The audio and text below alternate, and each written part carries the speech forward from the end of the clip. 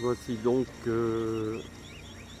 la face, j'allais dire, externe du château qui donne sur le parc municipal avec l'entrée principale, la rampe d'accès au château et l'escalier central. Et il se trouve autour, bien sûr, le parc du palais, du Ratkin. Cet ensemble, donc, pour l'instant, appartient au gouvernement. Et le musée, bien sûr, est fermé. Voilà, nous voyons la façade avant du château. Et donc, la restauration a été remarquablement faite au niveau des crépis, des pierres. Et les balcons également ont été restaurés, le toit. Le jardin, bien sûr, reste totalement à être aménagé pour l'arrivée des touristes, car il y a des arbres magnifiques, mais pour l'instant, tout l'environnement reste dans l'état où il était avant la restauration. Voici donc un des plus beaux projets du jumelage entre la ville de Vincennes en France et la ville de Gondar. Cette porte est appelée la porte de Vincennes. En fait, nous allons découvrir dans un magnifique parc qui a été également restauré grâce à la coopération, le château de Ras-Gimp.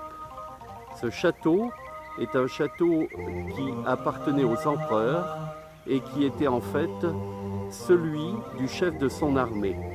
La ville de Vincennes a restauré parfaitement, selon des techniques ancestrales, tout ce château qui est destiné à devenir un musée. Il est actuellement en préparation. Les meubles ont été restaurés.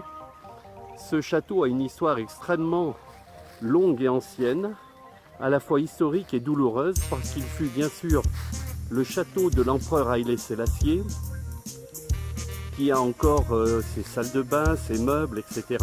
Mais il fut ensuite, durant la période communiste récente, le centre du derg, avec des lieux sinistres pour les gens de Gondar, de prison, d'emprisonnement, de torture, etc.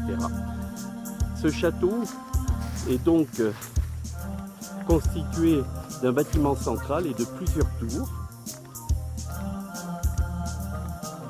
Nous voyons ici l'entrée principale. À côté du château se trouve également une annexe qui a été restaurée et qui servira à avoir un centre d'artisanat et un centre également de présentation pour le tourisme de la région. Il y a donc un cadre tout à fait exceptionnel en plein cœur de la ville de Gondar. Nous avons une vue d'ensemble du château qui a donc 3 étages, une partie crénelée, une terrasse. Il est situé dans un parc avec de très anciens oliviers, également des bougainvilliers. Le terrain a été aménagé sous forme de jardin qui sera bien sûr entretenu, fleuri. Voici la porte d'entrée et donc une vue d'ensemble du château prise depuis le jardin.